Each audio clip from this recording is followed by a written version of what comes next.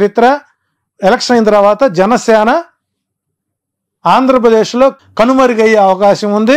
బీజేపీలో మెర్జ్ అవ్వడానికి అవకాశాలు ఎక్కువ ఉన్నాయి. రైట్. నెక్స్ట్ క్వశ్చన్ అంటే నెక్స్ట్ అంతే ఉత్కంఠగా ఉన్న మరొక నియోజకవర్గం హిందూపూర్. అక్కడ ఇప్పటి వరకు టీడీపీ జెండా తప్ప ఇంకొక జెండా ఎగరలేదు. టీడీపీ కంచుకోటగా భావించే నియోజకవర్గం. అక్కడ ఒక మహిళని జగన్ రంగంలోకి దించారు, దీపిక. సో బాలయ్య గారికి ఎట్లా ఉంది విజయ అవకాశం? అంటే ఆయనే పెద్ద జ్యోతిష్యుడు, ఆయనకన్నీ తెలిసినవాడు. గత చరిత్ర మొత్తం చూసినట్లయితే ఆయన ఆ నియోజకవర్గాన్ని ఎప్పుడు కూడా చూసినవాడు కాదు. భూ కబ్జాలు, సెటిల్మెంట్లు, పిఏలే రాజ్యపాలన చేసేవారు. కాబట్టి ఈ మధ్యకాలం 4-5 సినిమాలు మళ్ళీ ఆయన్ని ఫేమ్లో తీసుకొచ్చిన. అంటే గతంలో ఎప్పుడూ జగన్మోహన్ రెడ్డి గారు హిందూపురంపై దృష్టి పెట్టలేదు.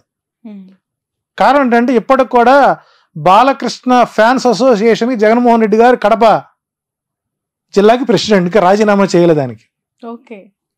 సో ఆయన ఎప్పుడు కూడా బాలకృష్ణ గారిని ఎప్పుడు ఒక మాట అన్నారు అసెంబ్లీలో కూడా. మధ్యలో కొన్ని మాటలు అన్నారు చివరిలో. కానీ ఈసారి అక్కడ త్రిముఖ వ్యూహం జరుగుతోంది. స్వామి పరిపూర్ణానంద గారి ఎఫెక్ట్ బాలయ్య బాబుకు ఇబ్బందికరంగా మారుతుంది. సో కాబట్టి ఈసారి హిందూపురం నియోజకవర్గంలో ఉన్నటువంటి వ్యక్తులు తన్నులు తినకుండా, కొట్టించుకోకుండా ప్రయత్నం చేసుకోవాలి. ప్లస్ స్థానికంగా ఉండేటువంటి వ్యక్తులను ఎప్పుడైతే మనం ఆదరిస్తామో మనకు అందాల్సిన ప్రతి సమస్యలు అక్కడ పరిష్కారం అవుతాయి. సో బాలయ్య బాబు గారి జాతకం కూడా ఈసారి కాస్త వ్యతిరేకత మూట కట్టుకున్నా ఆయన లక్ష్మీనరసింహోపాసకుడు కాబట్టి వైసీపీ విజయానికి, హిందూపురం టీడీపీ విజయానికి కేవలం అతి తక్కువ ఓట్ షేర్తో బాలకృష్ణ బయట పడవచ్చు. ఇంకేదైనా వ్యూహాత్మకంగా పరిపూర్ణానంద, ఎందుకంటే ఆయనకి అక్కడ ఓట్ బ్యాంక్ ఎక్కువ అండి. హిందూపురంలో కొన్ని వేల కుటుంబాలు పరిపూర్ణ దాసోహం చేసేటువంటి పరిస్థితి ఉంది. సో ఆయన ఎఫెక్ట్ అక్కడ బాగా పడుతుంది కాబట్టి మెజారిటీని తగ్గించగలుగుతారేమో కానీ గెలుపునటువంటిది వైసీపీకి అక్కడ కొద్దిగా కష్టసాధ్యంగా ఉంటుంది. ఏదైనా మేనిఫెస్టో ఎఫెక్ట్ పడితే చెప్పలేం. రైట్. మరొకటి కుప్పం. చంద్రబాబు నాయుడు గారిని ఓడగొడతాము, అసెంబ్లీలో అడుగు పెట్టనివ్వమని శపథం చేస్తున్నారు వైసీపీ నేతలు. ఇక కుప్పం వచ్చేసరికి చంద్రబాబు నాయుడు గారిని ఓన్ చేసుకున్నటువంటి నియోజకవర్గం. ఆయన ఏం చేసినా, ఏం చేయకపోయినా, హామీలు ఇచ్చినవి నిలబెట్టుకోలేకపోయినా గత కొంతకాలంగా ఆయన గెలుస్తూనే వచ్చారు. అది ఆయనకి అష్టమ శని ప్రభావం బలంగా ఉంది. అందులో ఎలక్షన్ కోడ్ కానీ, ఎలక్షన్ నామినేషన్ రోజులు కానివ్వండి, ఎలక్షన్ పోలింగ్ రోజు కానివ్వండి, ఎలక్షన్ కౌంటింగ్ 4 నంబర్ ఆయనకి వ్యతిరేకం పూర్తి స్థాయిలో. 4 అనుకూలం కాదు. 25,630 ఓట్లతో చంద్రబాబు నాయుడు అక్కడ ఓడిపోతున్నారు.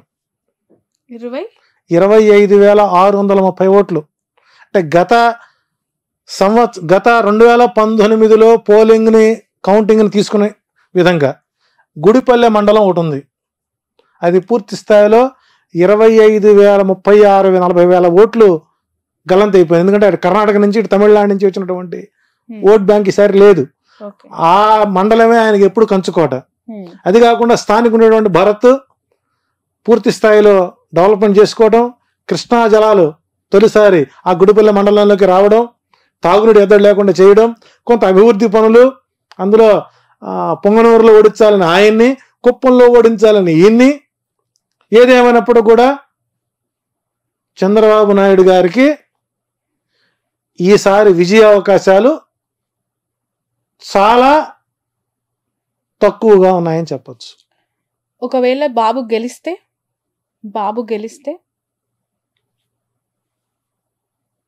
ఇక గ్రహ ఫలితాలు కూడా మనం తప్పని చెప్పుకోవాలి. ఇంకా అంటే ఇక ధర్మం అనేటువంటిది కలియుగంలో లేదనుకోవాలి, ఇక ఆ ప్రాంతంలో లేదనుకోవాలి. ఎందుకంటే మీరు ఫిగర్ తో పాటు చెప్తూ 100% అండి. 26,000 మీరు ఏ సర్వే సంస్థలైనా చూసుకోండి. నాకంటే తోపులు తురుంకాళ్ళు ఉన్నారు జ్యోతిష్యం, చాలా సామాన్యం జ్యోతిష్యంలో. నాకంటే మేధావులు ఉన్నారు, వాళ్ళు ఇంటర్వ్యూ చేయండి. కుప్పం ఓడిపోతుందా లేదా అనేది ఒకే ప్రశ్న. సింగిల్ వాడు చెప్పి ఓడిపోతాడు. ఓకే, ఇది మీ ఛాలెంజ్. రైట్. నెక్స్ట్ నగరి విషయానికి వద్దాం.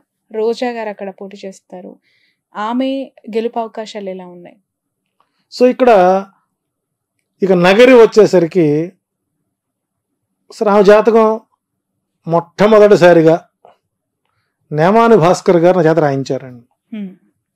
సుమారు 500 పేజీలు నిశితంగా పిన్ టు పిన్ రాసి వారికి నేను ఎక్స్ప్లెయిన్ చేయడం జరిగింది. నాతో కొంతకాలం మింగిలై ప్రతి విషయానికి ఇలా చేయండి ఇలా చేయండి సూచనలు ఇస్తూ ఉన్నాం.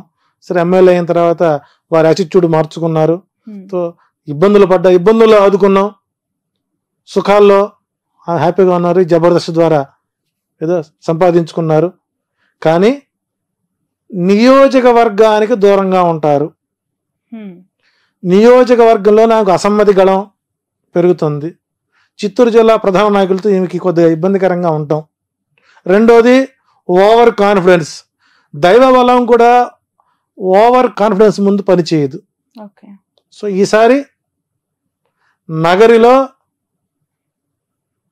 ఆమె ఓటమికే గ్రహస్థితులు బలంగా ఉంటాయి. సో ఈసారి అక్కడ కొద్దిగా ఆమెకు ఎదురుగాలి వీచే అవకాశాలు ఉన్నాయి. ఏదన్నా చేస్తున్న పూజలు పునస్కారాలు ఏదన్నా ఫలిస్తే అప్పట్లాగానే 1200 ఓట్లతోనో 2000 ఓట్లతోనో గెలిచే అవకాశం ఉంటుంది. ఇంత చరిష్మాలో కూడా ఆమె గెలవకపోతే ఇంకా ఆమె దురదృష్టంగా మనం లేనొచ్చు. నా అంచనా ప్రకారం నగరిలో రోజా ఓటమి ఖాయమైంది. ఇక 40 రోజులు టైం ఉంది కాబట్టి దానికి సంబంధించినటువంటి కార్యాచరణ చేసుకుని దైవబలాన్ని పెంచుకుంటూ చేసిన తప్పులకి వాగిన వాగుడికి ఆత్మ పరిశీలన చేసుకుంటే గెలిచే అవకాశాలు ఉంటాయి. లేని పక్షంలో వైసీపీ అకౌంట్లో చిత్తూరు జిల్లాలో ఆ సీటు చేరే అవకాశం ఎక్కువగా ఉంది. రైట్. మరొకరు లోకేష్,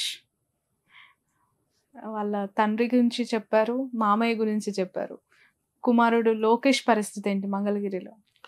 అంటే ఇక్కడ లోకేష్ గారి జాతక ప్రభావంలో ఒక ప్రధానమైన ప్లానెట్, రాజయోగాన్ని ఇచ్చేటువంటి ప్రధానమైనటువంటి గ్రహస్థితి ఏదైతే ఉందో అది పూర్తి స్థాయిలో 35% మాత్రమే అతను సపోర్ట్ చేస్తుంది. కారణం ఏంటంటే పూర్తి స్థాయిలో ఆ నియోజకవర్గం మీద పట్టు లేకపోవడం. ఓకే, నేను ఉండేది ఇప్పుడు ఆపరేషన్ లేకుండానే మోకాళ్లకు ప్లాస్మా ట్రీట్మెంట్. మీ ఆర్థోపెడిక్ సమస్యలన్నిటికీ రోబోటిక్ టెక్నాలజీ ద్వారా తక్కువ ఖర్చుతో శాశ్వత పరిష్కారం. ఫ్రీ కన్సల్టేషన్, ప్రతి ట్రీట్మెంట్ పై 20% డిస్కౌంట్. ఈ ఆఫర్ కొద్ది రోజులు మాత్రమే. త్వరపడండి. V9 hospitals 9281465842.